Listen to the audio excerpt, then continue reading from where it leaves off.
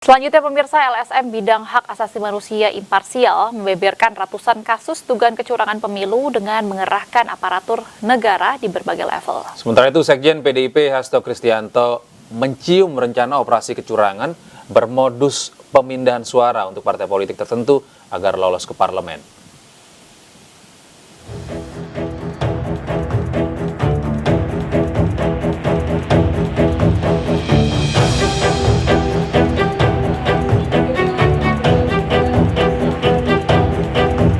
Lembaga swadaya masyarakat yang bergerak di bidang hak asasi manusia imparsial membeberkan temuan 121 kasus dugaan kecurangan pemilu selama masa penetapan Capres-Cawapres yakni 13 November 2023 hingga 5 Februari 2024. Kecurangan diduga turut dilakukan aparatur negara di berbagai level.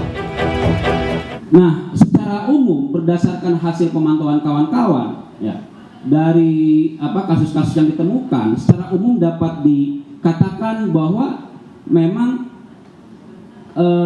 ada indikasi kuat dari kasus-kasus yang kita kumpulkan adanya penyalahgunaan kekuasaan negara di berbagai level. Jadi ada mobilisasi mobilisasi sumber daya negara sumber daya ini kan banyak bisa orang, bisa anggaran, bisa kewenangan pengaruh untuk kepentingan kampanye dan pemenangan kandidat yang secara kuantitatif 121 ini bisa jadi ini puncak gunung es ibaratnya Ini yang berhasil kita dokumentasikan.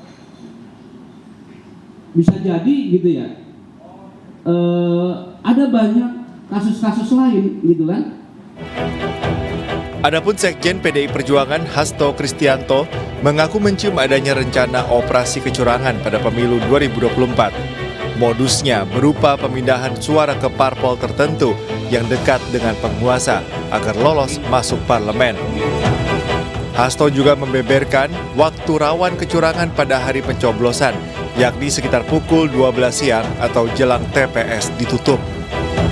Baik-baiknya agar tidak disalahgunakan. Di beberapa wilayah laporan dari rapat Commander Calls yang kami lakukan tadi pagi muncul berbagai gerakan-gerakan untuk memindahkan suara dari partai-partai tertentu dipindahkan ke partai yang belum lama muncul yang dekat dengan kekuasaan. Nah, ini yang kemudian juga harus diwaspadai karena mintanya tidak main-main dengan menekan para kepala desa oleh aparatur oknum-oknum dari Polri, kalau di Jawa, kalau di luar Jawa ada oknum-oknum dari TNI untuk memberikan suara per desa itu 200-300 kepada PSI. Mereka akan mengawal para saksi kami dan kemudian berbagai potensi-potensi kecurangan juga sudah kami simulasikan. Crucial time-nya misalnya jam 12 ketika ada pemilih yang tidak terdaftar dalam DPT tapi memiliki KTP. Itu mereka berhak datang, kemudian dengan surat keterangan, maka manajemen surat suara ini harus dilakukan dengan sebaik-baiknya agar.